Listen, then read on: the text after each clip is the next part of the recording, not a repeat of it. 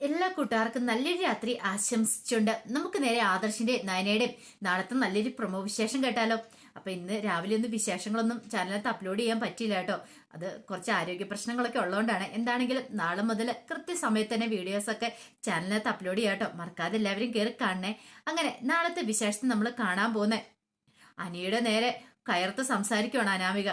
അല്ലെങ്കിലും എനിക്കറിയായിരുന്നടാ ഹോസ്പിറ്റലിലേക്ക് നീ നന്ദുവിനെ കാണാനാ ചെന്നെന്നുള്ള കാര്യം. അവിടെ വന്ന് നിനക്ക് ഇഷ്ടപ്പെട്ടില്ല, അതുകൊണ്ടല്ല നീ എന്റെ കർണത്തടിച്ചെന്നൊക്കെ ചോദിക്കുക. ഇത് കേട്ടുകഴിഞ്ഞപ്പം അനി പറഞ്ഞു, ഞാൻ പറഞ്ഞല്ലോ അങ്ങനെ ചെയ്യാൻ പാടില്ലാത്ത, കർണത്തടിക്കാൻ പാടില്ലായിരുന്നു, സംഭവിച്ചു പോയി, അതിന് വേണം ഞാൻ ക്ഷമ ചോദിക്കാൻ തയ്യാറാ എന്നും പറഞ്ഞോണ്ട് ദേ എന്റെ വെറുതെ മേക്കിട്ട് കയറിയാണ്ടല്ലോ. വെറുതെ അവിടെ ഉള്ളതെല്ലാം ചീത്ത പറയേണ്ട കാര്യമില്ല. നന്ദുവിനെയോ നയനടുത്തിയോ അവരെയൊന്നും ചീത്ത പറയേണ്ട കാര്യമൊന്നും നിനക്കില്ല എന്ന് പറയാണ്. ഇത് കേട്ട് കഴിഞ്ഞപ്പോഴത്തേനും ജാനകി പറഞ്ഞു, നീ എന്തൊക്കെയാടേ പറയണേ? ദേ നിന്റെ ഭാര്യ നിൽക്കുന്നേ, അവളുടെ കാരണത്ത് നീ അടിച്ചും പോരാ, എന്നിട്ട് പിന്നെ ന്യായം പറയണമെന്ന് ചോദിക്കുക. അമ്മേ, ന്യായമുള്ള കാര്യത്തിന് ഞാൻ പറഞ്ഞിട്ടുള്ളൂ, അല്ലാത്ത വേറെ കാര്യത്തിനൊന്നുമല്ല. ഇവൾക്ക് അവിടെ വന്ന് അങ്ങനെ പറയേണ്ട കാര്യമുണ്ടോ? അതൊരു ഹോസ്പിറ്റലാണെന്നുള്ള ബോധം പോലും അവൾക്കില്ലായിരുന്നു. അവള് വന്നിട്ട് ഓരോന്ന് വായി തോന്നിയതൊക്കെ വിളിച്ചു പറഞ്ഞു. മറ്റുള്ളവർക്ക് വേദനിക്കുന്നുണ്ടോ വിഷമിക്കുന്നുണ്ടോ അതൊന്നും അവളുടെ മനസ്സിലേ ഇല്ലായിരുന്നു പറയണം. ഇത് കേട്ടപ്പം രേവതി പറഞ്ഞു, അതെന്തിനാ അവള് കണക്കാക്കുന്നേ? അനാമിക മോളുടെ ഭർത്താവാ നീ, അപ്പൊ നീ വേണ്ടേ അവളുടെ കാര്യങ്ങളൊക്കെ നോക്കാനായിട്ട്? ഞാൻ അവളുടെ എന്ത് കാര്യം നോക്കാതിരുന്നിട്ടുള്ളേ? ഓഹോ, നോക്കുന്നുണ്ടായിരുന്നെങ്കിൽ ഇപ്പൊ അവള് വീട്ടിൽ വന്ന് നിൽക്കുമായിരുന്നു ചോദിക്കാം. അത് അവളുടെ തോന്നിയാസം കൊണ്ട് കാണിച്ചല്ലേ. അവൾക്ക് ഇവിടെ നിന്ന് ഇറങ്ങിപ്പോണ്ട വല്ല കാര്യം ഉണ്ടായിരുന്നോ? അവളുടെ ഇഷ്ടത്തിന് അവൾ തോന്നിയാസം കാണിച്ചിറങ്ങിപ്പോയി. ഇനിയിപ്പൊ അവളുടെ കാല് പിടിച്ച് വരാൻ പറയാനൊന്നും എന്നെ കിട്ടത്തൊന്നും ഇല്ലെന്ന് പറയാണ്. എനിക്കറിയാടാ, നിന്റെ ആ നയനടുത്തേയും ആ നന്ദു എല്ലാരും കൂടെ ചേർന്ന ഈ പണി ഒപ്പിച്ചിരിക്കുന്നത്. അവളെ ഇങ്ങോട്ട് വിളിച്ചു കയറ്റാനായിട്ടാ എല്ലാരും കൂടെ കണിഞ്ഞ് പരിശ്രമിച്ചുകൊണ്ടിരിക്കുന്നത്. ഞാൻ ജീവനോടെ ഉള്ളപ്പാ നടക്കില്ല എന്ന് പറയാണ്. ഇത് കേട്ടവൻ ജാനകി പറഞ്ഞു, ആ പറഞ്ഞു ശരിയാ. ദേ ഒരു കാര്യം ഞാൻ പറഞ്ഞേക്കാം. ദേ മോളുടെ കഴുത്തിൽ താലി ചാർത്തിരിക്കുന്ന നീയാണ്. അപ്പൊ നീ അവളെ വേണം ഇങ്ങോട്ട് കൂട്ടിക്കൊണ്ട് വരാനായിട്ട്. അല്ലോ എങ്ങോട്ട് കിടക്കുന്ന നന്ദൂനെ ഒന്നും അല്ല. ജലജ പറഞ്ഞു, എല്ലാത്തിനും പിരിയേറ്റി കൊടുക്കാനായിട്ട് ആ കനകയും കൂടെ അങ്ങോട്ട് വന്നിട്ടുണ്ടല്ലോ. അപ്പൊ കനകദുർഗ എല്ലാരും കൂടെ ചേർന്നിട്ട് ദേ മോളെ അവിടെ ഇവിടുന്ന് ഇറക്കി വിടാനായിട്ടാ ശ്രമിച്ചുകൊണ്ടിരിക്കുന്നത്. എന്നിട്ട് ആ നന്ദൂരി ഇങ്ങോട്ട് കയറ്റാനായിരിക്കും എന്ന് പറയാണ്. അനി പറഞ്ഞു, ഇല്ലാത്ത കാര്യങ്ങളൊന്നും അപ്പച്ചി പറയേണ്ട കാര്യമില്ല. അപ്പച്ചിക്ക് എന്തിനാ ഇങ്ങനെയൊക്കെ പറയണ്ടേ? അപ്പച്ചിയുടെ മോൻ ചെയ്യുന്ന തെറ്റുകളൊക്കെ ഞങ്ങൾ ഇവിടെ കണ്ടോണ്ടല്ലേ ഇരിക്കുന്നേ. കൂടെ ഒന്നും അപ്പച്ചി പറയണ്ട, മിണ്ടായിരുന്നാ മതി. പിന്നെ വെല്ലിമ്മയുടെ ഉള്ളില് അങ്ങനെ ഒരു വിഷദ്രാമം ചെന്നിട്ടുണ്ടെങ്കിൽ അതിന്റെ പിന്നിൽ ആരാന്നുള്ള സംശയം ഞങ്ങൾക്ക് ഇപ്പോഴും ഉണ്ടെന്ന് പറയണം. ഇത് കേട്ടപ്പോ അനാമിക പറഞ്ഞു, ആരാനി ഞാൻ ചെയ്തെന്നായിരിക്കും നീ ഇനി പറയാൻ പോതെ? ആരെയും ഞാൻ അങ്ങടെ കണ്ണടച്ച് വിശ്വസിച്ചിട്ടൊന്നുമില്ല. ചില സംശയങ്ങളൊക്കെ എന്റെ മനസ്സിലുണ്ടെന്ന് പറയാണ്. ഇത് കേട്ട് ഇനിത്തിന് വേണു പറഞ്ഞു, ഇങ്ങനെ തന്നെ വേണം മോളെ നമുക്ക്. നിന്റെ കർണത്തടിച്ചും പോരാ, ഇപ്പൊ കണ്ടില്ലേ കുറ്റം നിന്റെ തലയിലേക്ക് ചാർത്താണ്ട് ശ്രമിച്ചോണ്ടിരിക്കുന്നേ. ഒരു പക്ഷേങ്കില് ആ ഭർത്താവായതുകൊണ്ട് അനി ആയതുകൊണ്ട് ഞങ്ങൾ ക്ഷമിച്ചു, അല്ലെങ്കിൽ കണ്ടോ ഇപ്പൊ ഞങ്ങൾ പോലീസ് കേസ് ആക്കിയെന്ന് പറയണം. ഇത് കേട്ട് കഴിഞ്ഞപ്പോ തന്നെ അനി പറഞ്ഞു, പോലീസ് കേസോ എന്ത് വെള്ളം കൊണ്ടേ കൊടുക്ക്, എന്ത് കൊടുത്താലും എനിക്ക് കുഴപ്പമില്ല. പക്ഷേങ്കിൽ ഞാനൊരു കാര്യം പറഞ്ഞേക്കാം, ഇനി മേലാല് ഇത് നന്ദുവിനെയോ അവരുടെ അമ്മേനെയോ അല്ലെങ്കിൽ ചേച്ചിനെ ഒന്ന് കുറ്റപ്പെടുത്താനായിട്ട് വന്നേക്കരുതെന്ന് പറയാണ്. ഇത് കേട്ട് കഴിഞ്ഞപ്പോഴത്തേനും അനാമിക പറഞ്ഞു, ഓഹോ, അപ്പൊ അവരെ പറഞ്ഞാൽ നിനക്ക് നോവ് അല്ലേന്ന് ചോദിക്കുവാണ്. അതെ, നോവ്. നിന്റെ വല്യമ്മയ്ക്ക് പാലിനകത്ത് വിഷം കലർത്തി കൊടുത്തല്ലേ നയന, എന്നിട്ടാണ് നീ അവളുടെ ഭക്ഷണം ചേരുന്നെന്ന് ചോദിക്കും. ഇതേ അനാവശ്യം പറഞ്ഞാണ്ടല്ലോ മുമ്പേ അടിച്ചാലും ബാക്കി അടിയായിരിക്കും തരാൻ പോന്നെ. എന്റെ നയനടുത്ത് എന്തേലും പറഞ്ഞിട്ടുണ്ടെങ്കിൽ എനിക്ക് സഹിക്കാൻ പറ്റില്ല. എന്റെ നയനടുത്തിന്റെ മുമ്പിൽ നിൽക്കാനുള്ള യോഗ്യതയെങ്കിലും നിനക്ക് കൊണ്ടോടി. എന്നിട്ട് അവള് എന്റെ നയനടുത്ത് കുറ്റം പറയുന്നു, വൃത്തികെട്ടവള് എന്നും പറഞ്ഞൊരു ദേഷ്യപ്പെട്ട് അങ്ങോട്ട് കയറിപ്പോവാണ്. ഒരിക്കലും പ്രതീക്ഷ കാര്യമില്ല. ജാനകി പോലും അന്തം വിട്ടുപോയി. അനി ഇങ്ങനെ പറയുമെന്ന് പ്രതീക്ഷയില്ല. രേവതി പെട്ടെന്ന് പറഞ്ഞിട്ട് പോയത് കേട്ടില്ലേ എന്റെ മോളെ കുറിച്ച്? ജാനകി പറഞ്ഞു, അത് പിന്നെ അവൻ എങ്ങനെ മാറിയെന്ന് അറിയത്തില്ല. ജലജ പറഞ്ഞു, എല്ലാം ആരുടെയെന്ന് അറിയാവോ? ആ കനകയുടെ പരിപാടിയാ. ഇത് മനഃപൂർവ്വം അനിയുടെ ഉള്ളിലേക്ക് വിഷം കുത്തി നിറച്ച് വിട്ടിരിക്കുക. ഇതങ്ങനെ പോയിട്ടുണ്ടെങ്കിൽ കാര്യമില്ലെന്ന് പറയാണ്.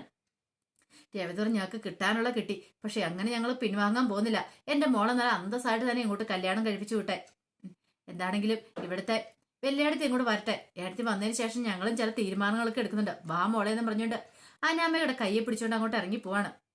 ഈ സമയം വേണു പറഞ്ഞൊരു കാര്യം ചെയ്യാം, നമുക്ക് ഇവിടുത്തെ കളവനെയും കളവിനെയും കൂടെ ഒന്ന് കണ്ടിട്ട് പോയാലോ? തൽക്കാലത്തേക്ക് വേണ്ട, ഇപ്പം നമുക്ക് അങ്ങോട്ട് പോവാം, പിന്നെ എന്ത് വെച്ചാൽ നമുക്ക് തീരുമാനിക്കാന്ന് പറഞ്ഞിട്ട് അവരങ്ങോട്ടേക്ക് പോവാണ്.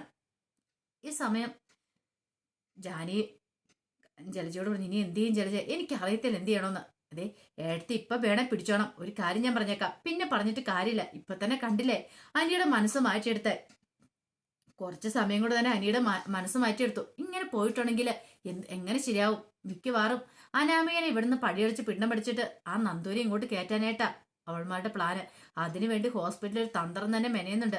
ഇങ്ങനെ പോയിട്ടുണ്ടെങ്കിൽ ഇടത്തേക്ക് ഇടത്തിയുടെ മരുമോളെ നഷ്ടമാകട്ടോ എന്ന് പറയണം. ജാനകി പറഞ്ഞു ഇനിയിപ്പോൾ എന്ത് ചെയ്യാൻ പറ്റും, എനിക്ക് എന്ത് ചെയ്യണമെന്ന് ജാനകി തന്നെ തീരുമാനിക്കുക. ഹോസ്പിറ്റലിൽ ചെന്നിട്ട് അവരെ കാണാം. ആ അവൾമാരെ അവിടെ നിന്ന് അടിച്ചിറക്കുക. ആ നന്ദുവിനെ കനകേനെ അവിടെ നിന്ന് അടിച്ചിറക്കിയിട്ട് വേണമെങ്കിൽ ജാനകി അവിടെ നിന്നു. അതും പോരാഞ്ഞിട്ട് ഏടത്തിയോട് കാര്യങ്ങളൊക്കെ സംസാരിക്കുക. ഏടത്ത് നിരൂപിച്ചാൽ ഇനി എന്തെങ്കിലുമൊക്കെ നടക്കുള്ളൂ പറയാം. അത് ശരിയാ, ഞാനൊന്ന് ഹോസ്പിറ്റലിലേക്ക് പോവാം, എന്നെനിക്ക് അവളെ കാണണം, അവളെയും കാണണം, ആദർശിനെ കാണണം, രണ്ടെണ്ണം പറയണം എന്നൊക്കെ പറഞ്ഞുകൊണ്ട് ജാനകി അപ്പം തന്നെ ഹോസ്പിറ്റലിലേക്ക് പുറപ്പെടുവാണ്. ഈ സമയം വീട്ടിലേക്ക് രേവതി വേണുവൊക്കെ വരുവാണ്. പിന്നീട് അമ്മയ്ക്ക് അങ്ങോട്ട് ദേഷ്യം അങ്ങോട്ട് അടക്കാൻ പറ്റുന്നുണ്ടായിരുന്നില്ല. അനാമി പറഞ്ഞു കണ്ടില്ലേ, എല്ലാവരുടെയും മുന്നിൽ വെച്ച് അനി പറഞ്ഞ വാക്കുകളെ കേട്ടില്ല അച്ഛന്. ഇങ്ങനെയുള്ള ഒരുത്തൻ്റെ കൂടെ ഞാൻ ജീവിതകാലം മുഴുവൻ എങ്ങനെ ജീവിക്കുമെന്ന് അച്ഛൻ പറയുന്നേ. എൻ്റെ മോളെ തൽക്കാലത്തേക്ക് നമുക്ക് പിടിച്ചു നിന്നേ പറ്റുള്ളൂ, അല്ലെങ്കിൽ അറിയാലോ ഒരു പക്ഷേങ്കിൽ ഇപ്പൊ ഇച്ചിരി സഹിച്ച് ക്ഷമിച്ചൊക്കെ മുന്നോട്ട് പോവാണെങ്കിൽ നമുക്ക് ഭാവി വലിയ കുഴപ്പമില്ലാതിരിക്കും. നമ്മുടെ കടങ്ങളൊക്കെ വീട്ടണ്ടേ, അവന്റെ മുന്നിൽ വെച്ച് തോറ്റു കൊടുത്താലും കുഴപ്പമില്ല. എങ്ങനെ തോറ്റു കൊടുക്കുന്ന പറയണേ, അവന്റെ മുന്നിലേക്ക് സ്നേഹം കാണിച്ച് എന്ന് ചെയ്യുമ്പത്തിനും അവൻ നമ്മളെ കടിച്ചു തിന്നാനായിട്ടാ വരുന്ന പറയണം. മോളെ അവിടെയാണ് നമ്മൾ ബുദ്ധി പ്രയോഗിക്കേണ്ടത്. ഒരു കുഞ്ഞുണ്ടായി കഴിഞ്ഞാൽ പിന്നെ ഒന്നും പേടിക്കണ്ട. പക്ഷെ അവൻ പറഞ്ഞൊരു വാചകം കേട്ടോ, എന്റെ നയനേടത്തിന്റെ മുന്നിൽ നിൽക്കാനുള്ള യോഗ്യത പോലും നിനക്കില്ലെന്ന്. ഇത് കേട്ടതും അനാമി പറഞ്ഞു അത് ശരിയാ, അത് ഞാൻ നോട്ട് ചെയ്ത് വെച്ചിട്ടുണ്ടായിരുന്നു, മനസ്സിൽ കുറിച്ചു വെച്ചിരിക്കുക, അതിനുള്ള പണി ഞാൻ കൊടുക്കുന്നുണ്ട്, ഉറപ്പായിട്ടും കണ്ടോ. വല്യമ്മയും കൂടെ വീട്ടിലേക്ക് വന്നോട്ടെ, വല്യമ്മേനെ കൊണ്ട് തന്നെ അവളെ ഞാൻ ഈ വീട്ടിൽ നിന്ന് അടിച്ചിറക്കും, അധികം വൈകാതെ തന്നെ നടക്കുമെന്ന് പറയണം. അങ്ങനെ തന്നെ വേണം മോളെ, ഒരു കാരണവശാലും വെറുതെ വിടില്ല. രണ്ടെണ്ണത്തിനെ അവിടെ അടിച്ചിറക്കണം, അവളെ ഇറക്കണം, അവളുടെ ചേച്ചി എന്ന് പറയുന്ന ആ നവി ഉണ്ടല്ലോ അവളെ അടിച്ചിറക്കണം എന്ന് പറയാം. ഇനി അവൾമാരെ വീട്ടിൽ നിന്ന് പോയാൽ മാത്രമേ മോൾക്ക് അവിടെ ഒരു പിടിച്ചെടുപ്പ് ഉണ്ടാവുള്ളൂ എന്ന് പറയും. അത് ശരിയാ, രണ്ടെന്ത്രട്ട് ഞാൻ വെച്ചിട്ടുണ്ട്. ദേ ഈ അനാമിക ജീവനോടെ ഉണ്ടെങ്കിൽ ഇനി ഇപ്പൊ അവൾമാർ അവിടെ കാണത്തില്ല, ഞാനും കൂടി ചെല്ലുന്ന സമയത്ത് അവൾമാര് പുറത്തായിരിക്കും എന്ന് പറയാം. അത് ശരിയാ, അതിനുവേണ്ടി നീ ആദ്യം ചെയ്യുന്നത് എന്താണെന്നറിയാവോ, ആ ദേവേനി എന്ന് പറയുന്ന അവരെ പോയി കയ്യിലെടുക്കണം എന്ന് പറയാം. അതൊക്കെ ഞാൻ ഏറ്റു, പക്ഷെ അവറ്റകൾ അവിടെ ഉണ്ടല്ലോ, അതുകൊണ്ട് മാത്രം പോകാത്തെ. അത് കുഴപ്പമില്ല, ഇനി പോകുമ്പോൾ ഞങ്ങളും കൂടെ വരാം, എന്ത് ചെയ്യണം ഞങ്ങൾ പറയാന്ന് പറയാണ്. ആ സമയം ഐശ്വര്യ ഫ്രണ്ടിൽ ഇങ്ങനെ ജാനകിയല്ല കനകയെ നന്ദുവൊക്കെ സംസാരിച്ചുകൊണ്ട് നിൽക്കുവാണ്. ഈ സമയം ആദർശോണി വീട്ടിൽ എന്തൊക്കെയാ സംഭവിച്ചെന്ന് പറയാൻ പറ്റില്ല. ഒരു പക്ഷേങ്കിൽ അനാമിക വെറുതെ ഇരിക്കുമെന്ന് തോന്നില്ല, അവളൊരു പ്രശ്നമാക്കാനായിട്ട് തന്നെ തീരുമാനിക്കുന്നു പറയാം. നന്ദു പറഞ്ഞു അത് ശരിയാ, എനിക്ക് അനിയുടെ കാര്യം ഓർത്തിട്ട പാവ അനി, ഇനിയിപ്പോ പറഞ്ഞിട്ടൊന്നും കാര്യമില്ല, വരാനുള്ള വഴി തങ്ങുമെന്നല്ലേ പറയണേ. കനക പറഞ്ഞു അവൾക്ക് എന്താണെങ്കിലും ഒരു എല്ല് കൂടുതലായിരുന്നു, അവൾക്ക് മാത്രമല്ല അവളുടെ വീട്ടുകാർക്കും അങ്ങനെ തന്നെയാ. ആദ്യമേ കണ്ടപ്പോഴേ എനിക്കത് തോന്നിയത് ആദർശമാനെ, ഇനി എന്തേലുമൊക്കെ ഇവിടെ ഒന്ന് പറഞ്ഞായിരുന്നെങ്കിൽ ആകെപ്പാടെ പിടിവിട്ടു വയ്ക്കുമായിരുന്നു ഞാൻ. നയനമോളാണെങ്കിൽ ഈ അവസ്ഥയിൽ കിടക്കുന്നു, അതൊക്കെ കാണാതല്ലേ അവൾ ഓരോ കോപ്രായങ്ങളൊക്കെ വിളിച്ചു പോകുന്നേ. എനിക്ക് നല്ല ദേഷ്യം വന്നാ, പിന്നെ എല്ലാം ഓർത്തിട്ട് ഞാൻ അവിടെ മോൻ്റെ മുത്തശ്ശനെയൊക്കെ ഓർത്തിട്ട് മാത്രം ഞാനൊന്നും മിണ്ടായിരുന്നെന്ന് പറയണം. അപ്പോഴാണ് ഒരു കൊടുങ്കാറ്റ് പോലെ അങ്ങോട്ടേക്ക് ജാനകി കടന്നു വരുന്നത്. ജാനകി വന്ന് പറഞ്ഞു ഓഹോ എല്ലാരും ഉണ്ടല്ലോ, എന്തായിരിക്കും ഇവിടെ പുതിയ സമ്മേളനം? അനാമികമോളെ അനി അടിച്ചതിന്റെ ഇതിൽ സന്തോഷത്തിൽ നിൽക്കുമായിരിക്കും അല്ലേന്ന് ചോദിക്കുക. നീ എന്താടി പടക്കം പൊട്ടിച്ച് ആഘോഷിച്ചെന്ന് നന്ദുവിനോട് ചോദിക്കുക. നന്ദു പറഞ്ഞു ആന്റി വെറുതെ ഇല്ലാ കഥകളൊന്നും മെനയുണ്ടെന്ന് പറയാം, എനിക്കറിയാണ് നിന്റെ സൂക്കേട് എന്താന്ന്. എന്റെ അനിയെ കിട്ടാത്തതിന്റെ ദേഷ്യമല്ല നിനക്ക്, അതല്ല നീ അനാമികമോളോട് തീർത്തേ, ഓരോന്നൊക്കെ പറഞ്ഞു കൊടുത്ത് അവന്റെ മനസ്സിളക്കി മാറ്റിയിട്ട് ഇപ്പൊ നിനക്ക് സന്തോഷമായല്ലോ അല്ലേന്ന് ചോദിക്കുകയാണ്. ഇത് കേട്ടപ്പോൾ നന്ദു പറഞ്ഞു ദേ ആന്റി ഞാനൊന്നും ചെയ്തിട്ടെന്ന് പറയാം. കനക പറഞ്ഞു ദേ അനാവശ്യമായിട്ട് ജാനകി ഇവിടെ ഒന്നും പറയേണ്ട കാര്യമില്ല, എന്റെ മോൾ അങ്ങനെ അത്രക്കാരിയൊന്നുമല്ല, അങ്ങനെ ചെയ്യാനായിരുന്നെങ്കിൽ അവൾക്ക് എന്നേ ആവായിരുന്നു. എന്റെ മോള് വേണ്ടെന്ന് വെച്ചാൽ നിങ്ങളുടെ മോനുമായിട്ടുള്ള ബന്ധം, പിന്നെ ഇനി അതിന്റെ കാര്യം പറയണ്ടെന്ന് പറയണം. അതെ നീ ഒന്നും കൂടുതൽ സംസാരിക്കണ്ട, എനിക്കറിയാം കല്യാണം നടത്താത്തതിന്റെ ആ ഒരു ചൊരുക്ക് ഇപ്പോഴും നിന്റെയൊക്കെ മനസ്സിൽ കിടക്കുമല്ലേ. എന്റെ മോന്റെ ജീവൻ താർക്കാന്നുള്ള മോഹം ഉണ്ടെങ്കിൽ അതങ്ങൾ മനസ്സിൽ നിന്ന് കളഞ്ഞാൽ മതി എന്ന് പറയാം. എന്നാലും ആദർശേ നീയും കൂടെ ഇതിനൊപ്പം നിന്നല്ലോ എന്ന് പറയാണ്. ഇത് കേട്ടോ ആദർശ് പറഞ്ഞു ദേ ഇളയമ്മേ വെറുതെ ഒരു പ്രശ്നം ഉണ്ടാക്കിക്കൊണ്ട് വരണ്ട, ഇളയമ്മ ഇവിടെ നിന്ന് എത്രയും പെട്ടെന്ന് പോകാൻ നോക്കാൻ പറയണേ. എന്തിന്റെ ഭാര്യ എന്തേ, അവളെയും കൂടെ കണ്ട് രണ്ട് വർത്താനം പറഞ്ഞിട്ട് ഞാൻ പോകുന്നുള്ളൂ, അങ്ങനെ പെട്ടെന്ന് പോകാൻ ഞാൻ തീരുമാനിച്ചിട്ടില്ലെന്ന് പറയണേ. ഇളയമ്മ ഇത് എന്ത് ഭാവിച്ചാ, ഇപ്പൊ അവിടെ ഒന്നും കാണാൻ പറ്റില്ല, ഇളയമ്മയോട് പോകാൻ പറഞ്ഞ് പോയാൽ മതി. ഓഹോ അപ്പൊ ഞാനിങ്ങോട്ട് വന്ന് നിനക്കിപ്പോ ഇഷ്ടപ്പെട്ടില്ലല്ലേ? അതല്ല ഇളയമ്മേ, ഇതൊരു ഹോസ്പിറ്റലാ, അതിൻ്റെതായ മാന്യത പുലർത്തണം, ഇവിടെ കിടന്ന് ഒച്ചപ്പാടും ബഹളമൊന്നും ഉണ്ടാക്കാൻ പറ്റില്ല. ഓ ഞാനിപ്പോ ഇവിടെ നിൽക്കുന്ന ഇഷ്ടപ്പെട്ടില്ല, നിന്റെ അമ്മായിമ്മേ പിന്നെ ഇനിയിപ്പോ അനന്തപുരിയിലേക്ക് കടന്നു വരാന്ന് കരുതി ഇവളും കൂടെ നിൽക്കുന്നോണ്ടായിരിക്കും. ഒരു കാര്യം ഞാൻ പറഞ്ഞേക്കാം, ഞാൻ അങ്ങനെ പോകുന്നില്ലെന്ന് പറയണം. ഇളയമ്മേ മര്യാദയുടെ ഭാഷയിലാണ് ഞാൻ പറയണേ ഇളയമ്മയോട് പോവാനായിട്ട്, അല്ലത്തിന് ആകെ മനുഷ്യ ഇവിടെ തകർന്ന നിൽക്കുന്നേ, ഞാനങ്ങനെ പോകുന്നില്ല, ഞാൻ ഏടത്തിനോട് കണ്ടു പോകുന്നുള്ളൂ, ഏടത്തിനോട് രണ്ട് വാക്ക് പറയണം എന്നിട്ടേ പോകുന്നുള്ളൂ എന്ന് പറയാം. ഇപ്പൊ അമ്മേനെ കാണാൻ പറ്റില്ല, അമ്മേനെ സർജറിക്ക് കൊണ്ടുപോകാനായിട്ട് തുടങ്ങുമെന്ന് പറയാണ്. എങ്ങനെ സർജറിക്ക് ഉണ്ടായാലും എനിക്ക് കാണണമെന്ന് പറയാം.